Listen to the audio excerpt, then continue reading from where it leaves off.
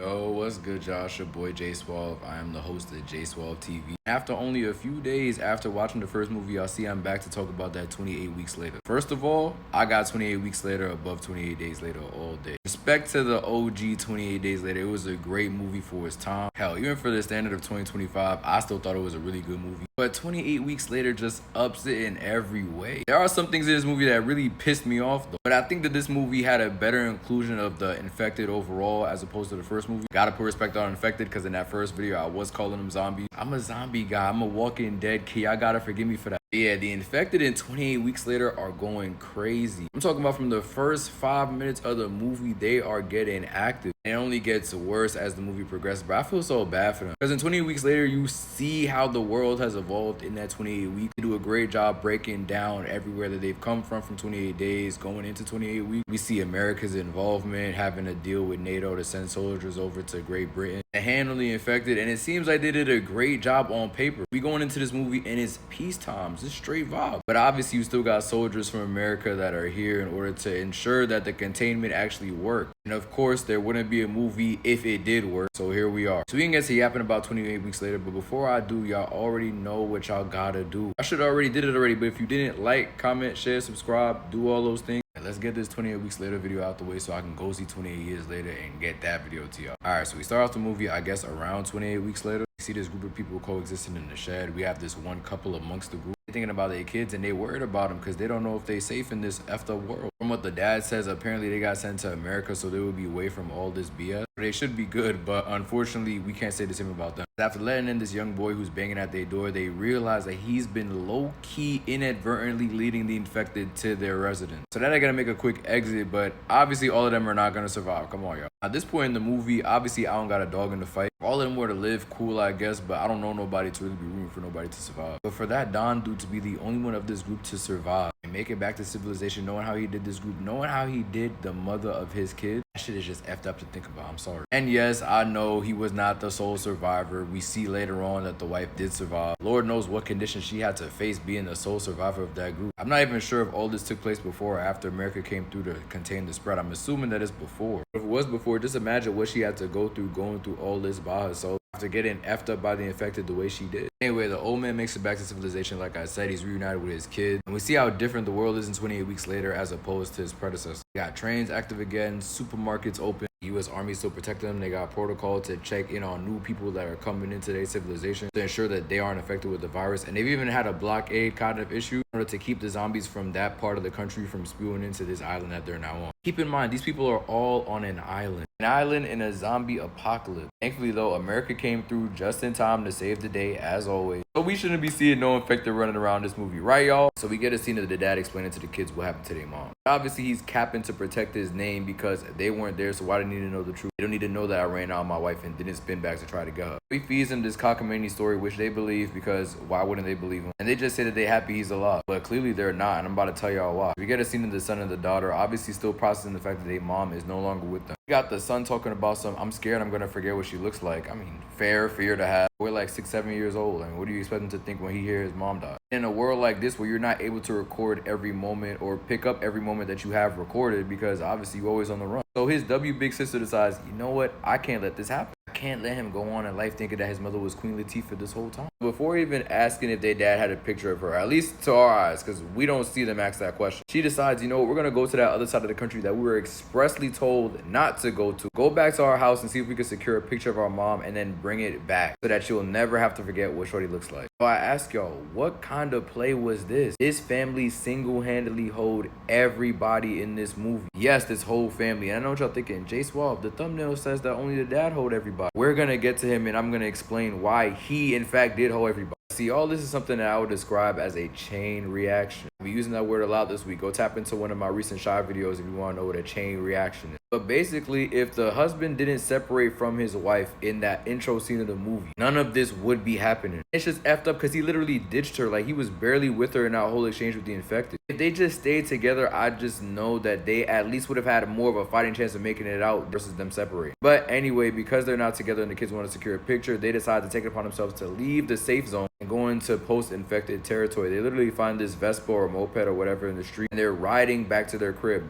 Mind you, they are going deep into this infected zone. If the plot wasn't on their side and they had to make their way back to the safe zone, I don't know if they would have made it. Like, just think how much gas could have realistically have been on that moped. The fact that she was able to find keys for that moped was a miracle in and of itself. But imagine if she didn't have the keys to the moped. They would have been on foot going back to their crib. Bro, they had to cross a whole bridge. A whole George Washington bridge-sized bridge, bro. There's no way they was walking through this all in one day and making it back to the safe zone in the same day. Hell no. Like I said, that plot gonna plot because somehow they make it back to their crib. Not only that, they're able to secure a picture. Not only that, their mom was alive the whole time. Now, at first, I'm thinking that little boy is seeing like a little after image, or he's seeing somebody that he thinks is his mom, but it's not really his mom. Keep in mind, he did say he was gonna forget what she looked like. So to me, that would have made sense. I thought he was gonna get bit, and maybe he was gonna bring it back to them on the safe zone, maybe hide it for a little bit and infect everybody in that way. But no, it turns out Shorty was his mom, and they end up bringing her back with the kid. So now the whole family's in the safe zone, so everyone should be happy, right? Nah, now dad's public enemy number one, because why did you lie about what happened to mom? You said you seen her die, but we see with our own eyes that she's still alive.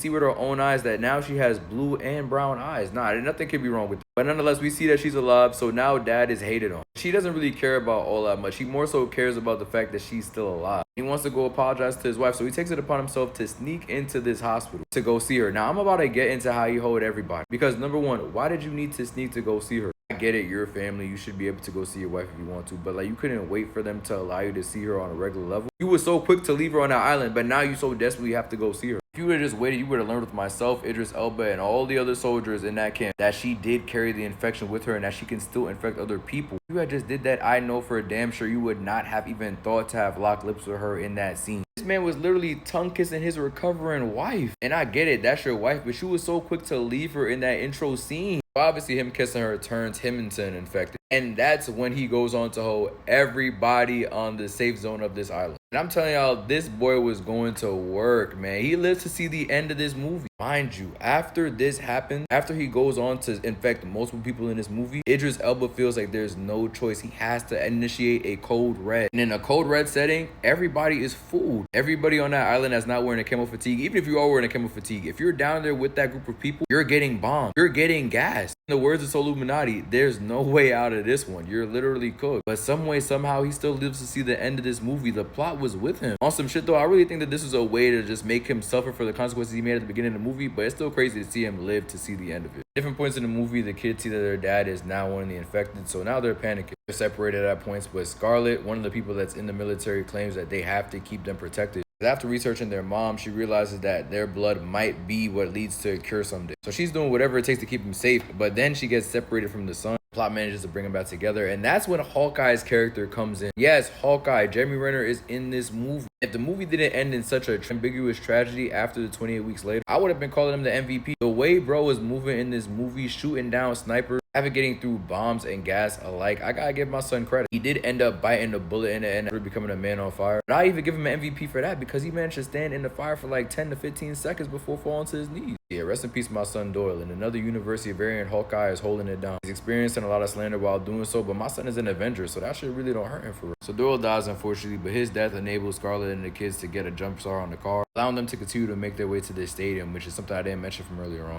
Doyle is one of the U.S. soldiers that got sent to the country to try to contain the infection. He and his people were always looking for an excuse to shoot something, and so on this day, they got their opportunity. They shooting the infected, trying to save the people, but when Idris Elba initiates that code red, that means anybody can get shot up, including kids. Doyle wasn't having that, and so he defects from his military soldiers to save these kids. But his main man in the sky, my boy Michael from Law, said, nah, I'm not having that game. He talking about some Semper Fi, U.S. pride, Doyle my guy. You already know it's U.S. and 5. I'm spinning the block and I'm coming to save you, and he a real one for that. But obviously he wasn't expecting Doyle to have those people with him, so he told him to meet him at the stadium, and only then he'll pick up Doyle, but he's still leaving the rest of them behind. Now, me personally, I think he was being a little bit too stubborn. I also feel like Scarlett and Doyle could explain the situation better. Like, these kids might be the cure one day. Nonetheless, Scarlett's trying to get them to the stadium by way of an underground tunnel, and it's dark as hell in this tunnel. She's the only one with night vision goggles, so she's trying to lead the kids to safety. But their dad just couldn't let them make it because he's followed them all the way to the sewers at this point. Kills Scarlett. I think he infects the boy, but then thankfully his daughter manages to take him out. Unfortunately, it's pretty tragic. They make it to the stadium after, so it's all good. Boy Michael from Laws picks him up, brings him back to civilization, and it's looking all good. I'm thinking they might have made a cure, but then we get a 28 weeks later tagline after the fact. We can clearly tell from the scene that no cure was made. Civilization is still cooked, probably in a worse state than it was in the beginning of this movie. That's just 28 weeks later after the 28 weeks later that was this movie. I can't even imagine what 28 years of this shit is gonna look like. I'm gonna give this movie a 9 out of 10, but moral of the story, watch who you bring into your safe zone.